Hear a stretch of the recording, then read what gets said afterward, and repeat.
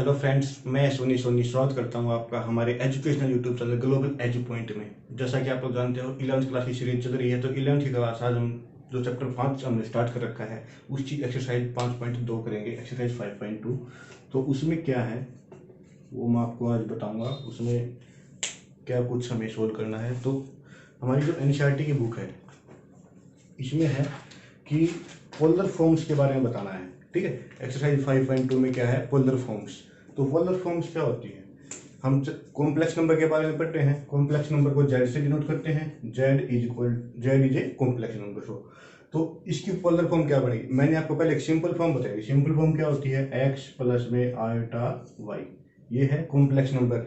ठीक है, अब मैं इसकी जो आपको है पोलर फॉर्म बताऊंगा। पोलर फॉर्म क्या होती है, Z is equal to R into में cos theta plus iota sine theta. ठीक है, अब देखिए क्या आ गया इसमें, तो कोस थीटा भी आ गया, साइन थीटा आ गया, आर आ गया, और आयोटा तो होना ही है क्योंकि ये कॉम्प्लेक्स नंबर है। तो देखिए इसमें आर क्या है, आर को क्या बोलते हैं, आर मॉडुलस।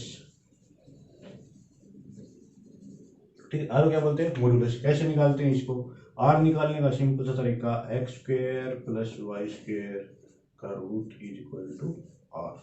ठीक है, ये है आर निकालने का फॉर्मूला। आपको निकालना पड़ेगा, डायरेक्ट क्वेश्चन आएगा कि find the modulus of the complex number. ठीक है, इस तरीके से या फिर आपको कह दिया कोई एग्जामिनर, ये कहेगा कि पोलर फॉर्म में इसको रिप्रेजेंट करो।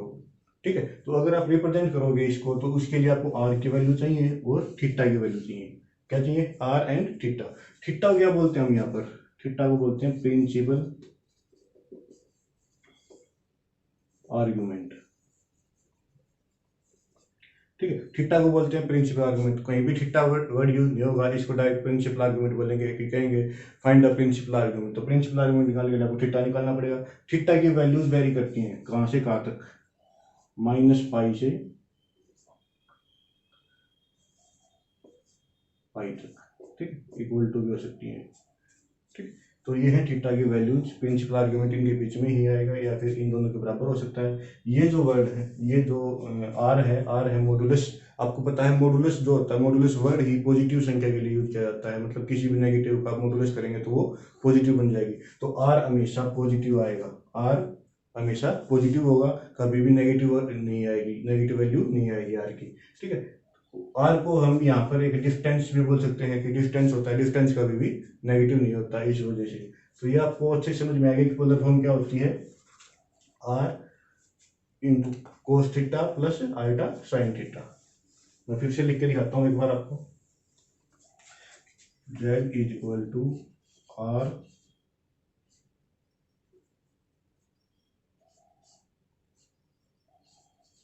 कोस theta plus iota sine theta. ठीक है, ये अब यहाँ से देखिए हमारे पास क्या आता है, अगर इन दोनों को हम कंपेयर करते हैं, दोनों जो फॉर्म्स हैं इनको कंपेयर करते हैं, तो हमारे पास क्या आता है, x is equal to are cos theta और y is equal to are sine theta. यही आएगा क्योंकि आयटा से तो आयटा हो गया, आर की इसके साथ multiply r cos r sine theta, और आयटा यहाँ से कैंसिल आउट हो गया, एक्स की वैल्यू आर कोस थीटा। ठीक है, तो ये हमारे पास दो वैल्यूज आ गई हैं, R is equal to X is equal to are cos theta और Y is equal to are sine theta. ठीक है, अब देखिए आगे क्या निकालना है हमें।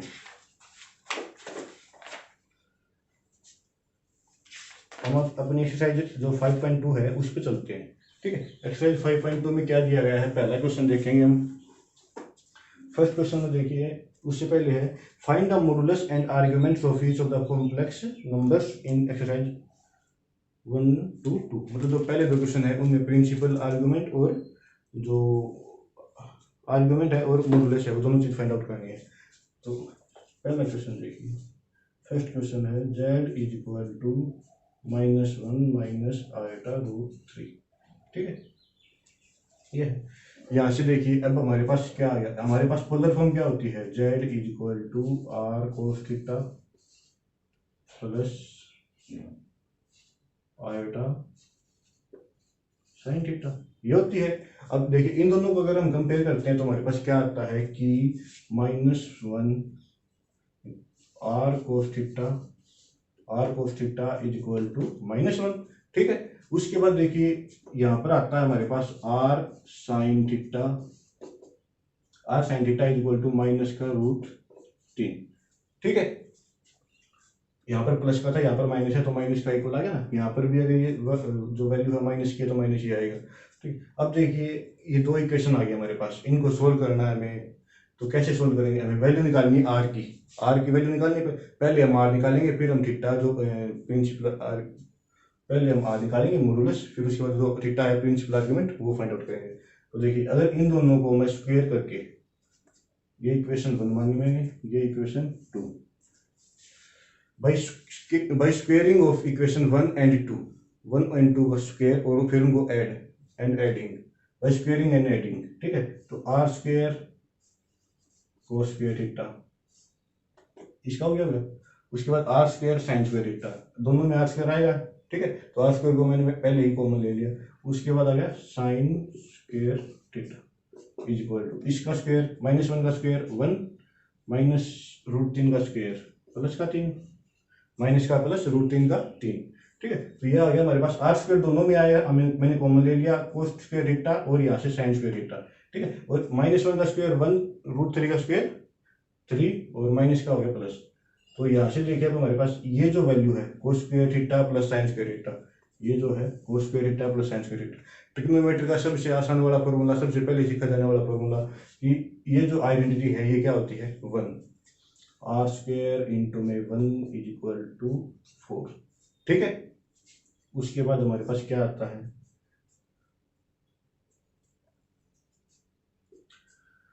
Are square is equal to 4 हो गया।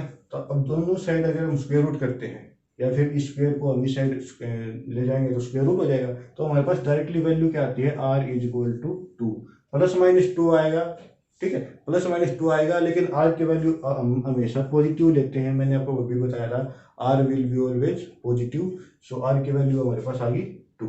ठीक है, उसके बाद आर की वैल्यू 2 आ गई। अब आर की वैल्यू 2 हम इन इक्वेशंस में रख देंगे 1 एंड 2 में। आर की वैल्यू तो 2 आई है हमारी, ये यहाँ तक समझ में आ गया आपको। ठीक है, मैं यहाँ लिख देता हूँ आर इज इक्वल टू 2।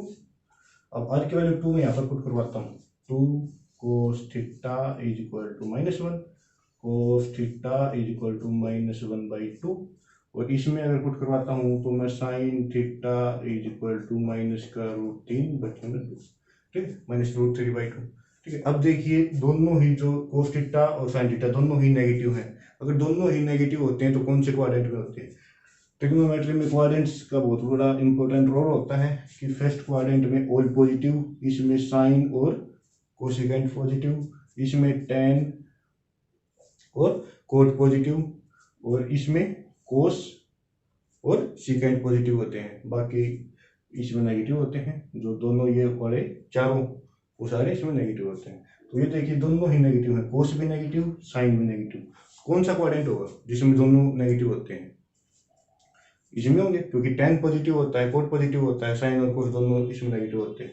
तो ये थर्ड क्वाड्रेंट में आएगा। ठीक है, उससे पहले इसको हम अच्छे से ये लिखते हैं कि cos theta is equal to -1/2, value कितने पे होती है -1/2, और साइन की √3/2 कितने पे होती है 60 पे,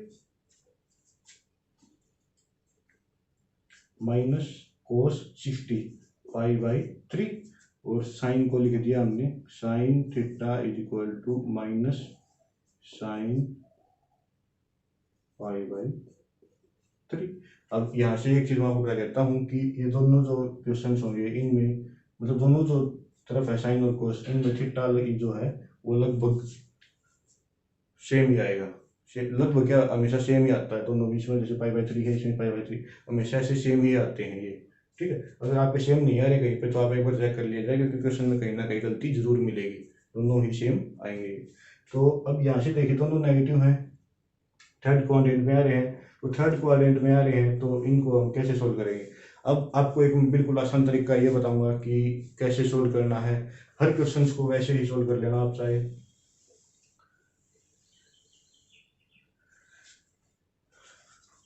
जब फर्स्ट क्वाड्रेंट में आते हैं, मान लो दोनों पॉजिटिव आ गए, तो आपको कुछ चेंज नहीं करना, दोनों का जो एंगल है वो सेम आएगा।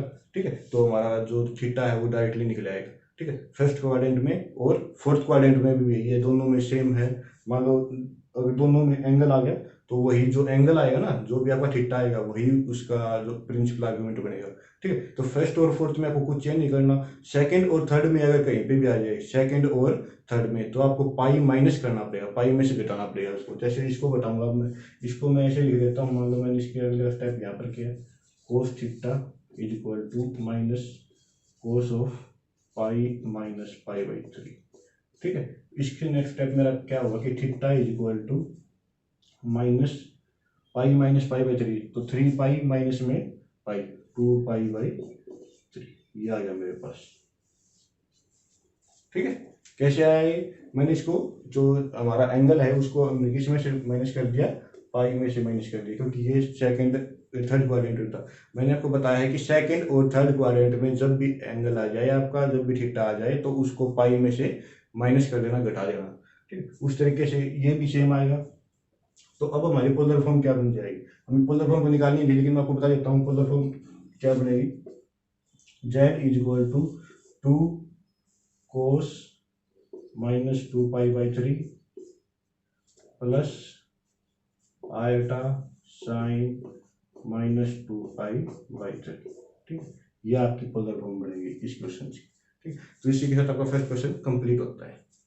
अब देखिए अपना थर्ड क्वेश्चन। थर्ड क्वेश्चन में क्या दिया गया है, z is equal to 1 minus iota, इसको हमें पोलर फॉर्म में लेके आना है। ठीक है, तो पोलर फॉर्म आपको पता है कि क्या होती है, z is equal to are cos theta plus iota sine theta. ठीक है, ये होती है। अब यहाँ से हम कंपेयर करेंगे तो हमारे पास क्या आएगा, r cos theta is equal to 1 और are sine theta is equal to -1। R cos theta हमारा 1 आ गया और यहाँ पर माइनस था तो ये -1 आ गया। ठीक है, उसके बाद क्या करना है हमें, दोनों का squaring and adding both equations. ठीक है, तो हमारे पास क्या आ गया, मैं डायरेक्ट लिखता हूँ आपके कि आर स्क्वेयर और जो ये बनेगी कोस स्क्वेयर थीटा प्लस में sine square theta is equal to 1 का स्क्वेयर 1 प्लस -1 का 1। ठीक है, तो आप एक चीज और ध्यान दीजिए, जो भी क्वेश्चन करेंगे हम, हर एक क्वेश्चन में क्या आएगा, कोस square theta plus sign square theta, ये डायरेक्ट बनेगा। ठीक है, तो ये भी आपका मतलब बिल्कुल आसान हो जाएगा कि हर क्वेश्चन में ऐसा ही हो रहा है। तो हमारे पास क्या आ गया, r इज इक्वल टू √2, क्योंकि यहाँ से 2 आया हमारे पास और इसका अगर स्क्वायर रूट करूंगा मैं तो √2 आ गया मेरे पास। ठीक है, तो r की वैल्यू क्या आ गई, √2। मैंने लिख दिया r इज इक्वल टू √2। ठीक है, उसके बाद क्या है, आर की वैल्यू पुटअप करवा दूं तो मेरे पास क्या आ गया, cos theta is equal to 1 by में √2। ठीक है, उसके बाद यहाँ पर मैं पुट करवाता हूँ तो मेरे पास sine theta is equal to -1 by √2। उसके बाद देखिए कोस थीटा, अब दोनों की वैल्यू 1 बाई √2 है, ये माइनस की है ये प्लस की है। आपको पता है कि 1 बाई जो √2 होती है, 1 बाई √2 साइन और कोस में कितने पे होती है, 45 डिग्री पे। ठीक है, पाई बाई 4 पे, तो इसको लिख देता हूँ मैं कोस पाई बाई 4। इसको लिख दिया मैंने sine theta is equal to minus of sine pi by 4। ठीक है, अब इनको कैसे देखो, ये माइनस का है ये प्लस का है। ठीक है, कौन से क्वाड्रेंट में आ गया, आपको पता है कोस पॉजिटिव और साइन नेगेटिव एक ही क्वाड्रेंट में होती हैं, कौन से में, फोर्थ क्वाड्रेंट में। और मैंने अभी आपको बताया था कि अगर फर्स्ट और फोर्थ क्वाड्रेंट में आते हैं तो एंगल सेम रहेगा। अब एंगल क्या रहेगा, यहाँ पर पाई बाई 4 है, यहाँ पर नेगेटिव है, तो कौन सा रहेगा। अब आपको एक चीज पता होगा कि cos minus theta is equal to cos theta, cos of minus theta is equal to cos theta होता है। अब मैं इसको अगर माइनस का ऐसे लिख देता हूँ, कोस माइनस पाई बाई 4। ठीक है, तो सेम रहेगा, दोनों में कुछ फर्क नहीं हुआ। अब यहाँ पर इसको मैं अगर ऐसे लिख देता हूँ, साइन माइनस पाई बाई 4। ठीक है, तो इनमें कुछ फर्क नहीं पड़ा, ये इसके इक्वल होएगा। मतलब साइन माइनस थीटा क्या होता है, माइनस का साइन थीटा। ठीक, ये आप पहले पढ़ चुके हो, मैं आपको एक बार रिकैप करवा रहा हूँ। अब यहाँ से हमारे पास क्या आ गया कि जो एंगल है थीटा इज इक्वल, दोनों को कंपेयर करेंगे, cos theta is equal to cos this, तो theta is equal to minus का पाई बाई 4। ठीक है, यहाँ से भी theta is equal to minus pi by 4, तो हमारा प्रिंसिपल आर्गुमेंट आ गया, theta is equal to minus pi by 4। अब हमारी जो ये है फॉर्म, पोलर फॉर्म क्या बनेगी, वो लिख देता हूँ मैं यहाँ पर, z इज इक्वल टू √2, क्योंकि r हमारा है √2। उसके बाद कोस थीटा, थीटा कितना है, माइनस का पाई बाई 4 उसके बाद plus iota sign minus pi by 4। ठीक है, मेरे को लग रहा है आप लोगों को क्वेश्चन ये बिल्कुल आसानी से समझ में आ गया हो। करना क्या है, पहले इनको कंपेयर करना है, फिर स्क्वेयरिंग और एडिंग करना है, उससे हमारी आर की वैल्यू आएगी। आर की वैल्यू को फिर वापस इक्वेशन जो 1 और 2 हम मानते हैं उनमें पुटअप करवाना है, उससे हमारी कोस थीटा साइन थीटा की जो वैल्यूज हैं वो फाइंड आउट होंगी। फिर हम थीटा निकालेंगे, थीटा को हम डायरेक्ट निकाल कर प्रिंसिपल आर्गुमेंट जो है ये इसमें जो हमने पोलर फॉर्म है, पोलर फॉर्म में डायरेक्ट इसको पुटअप करवा देंगे, उससे हमारी जो रिक्वायर्ड पोलर फॉर्म है वो फाइंड आउट हो जाएगी। ठीक है, तो उम्मीद है आपको ये क्वेश्चन बहुत समझ में आ गया होगा। उसके बाद मैं आपको करवाता हूँ फिफ्थ क्वेश्चन, जो इंपॉर्टेंट लग रहा है मेरे को, पेपर्स में आया भी है वो वाला क्वेश्चन।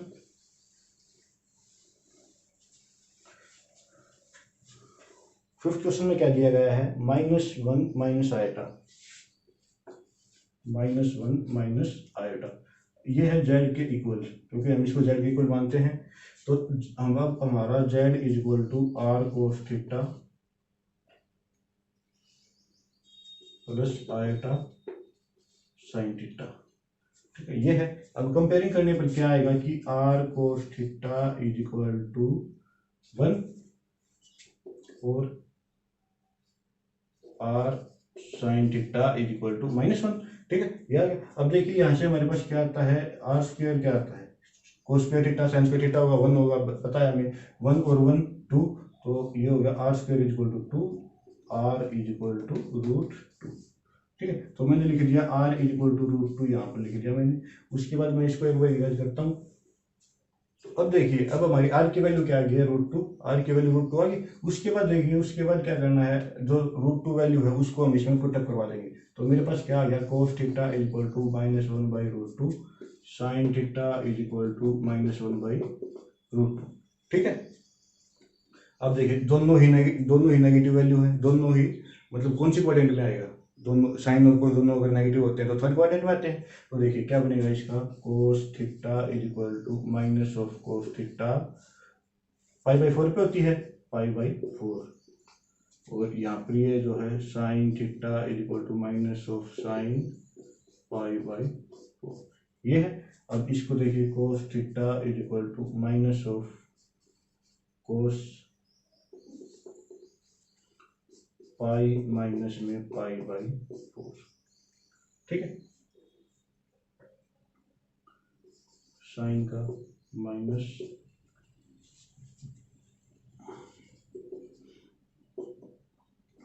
Pi minus π/4। ठीक, यहाँ से देखिए अब हमारे पास क्या आता है, theta is equal to minus of 4 pi minus में 1 pi 3 π/4, theta is equal to minus का 3/4, ये आ गया हमारा theta is equal to minus का 3/4। अब देखिए जो आर भी आ गया और थीटा भी आ गया, दोनों को मैं इसमें अगर हमारी जो पोलर फॉर्म मुझे पुटअप करवाता हूँ, R is equal to √2 cos theta cos minus का 3π/4 प्लस में आयोटा साइन 3π/4। ठीक है, इसी के साथ आपका जो मतलब ये पोलर फॉर्म है, ये फिफ्थ क्वेश्चन की पोलर फॉर्म बन गई। मुझे उम्मीद है आपको ये क्वेश्चन बहुत समझ में आया हुआ, अच्छे समझ में आया हुआ। और जो आगे के क्वेश्चन हैं 6 7 8, वो क्वेश्चन भी बिल्कुल आसान है, बिल्कुल आप आसानी से कर सकते हो। ये बात ध्यान रखना कि अगर फर्स्ट क्वाड्रेंट और फोर्थ क्वाड्रेंट में आता है तो उनके जो एंगल है उनको हम सेम लेंगे। ठीक है, और अगर सेकंड और थर्ड क्वाड्रेंट में आता है तो उन जो एंगल है उनको हम पाई में से माइनस करेंगे। ठीक है, तो उसी के साथ आपका जो प्रिंसिपल आर्गुमेंट है वो आ जाएगा। तो ये आप अच्छे से इस क्वेश्चन को आप एक्सरसाइज को पूरी कंप्लीट कर सकते हो। आपको यह वीडियो बहुत पसंद आई होगी तो आप इस वीडियो को लाइक कीजिए, नीचे कमेंट करके बताइए, कुछ समझ नहीं आया तो वो भी बताइए, ताकि आपको जल्दी से जल्दी उसका सोल्यूशन दिया जाए। और अपने दोस्तों के साथ इस वीडियो को शेयर कीजिए। अगर सब्सक्राइब नहीं किया है तो चैनल को सब्सक्राइब कर लीजिए, उसके आगे जो बेल आइकन है उसको ऑल पर क्लिक कर लीजिए, ताकि जो भी न्यू वीडियो आए आपके पास जल्दी से जल्दी पहुंच जाए। थैंक यू, जय।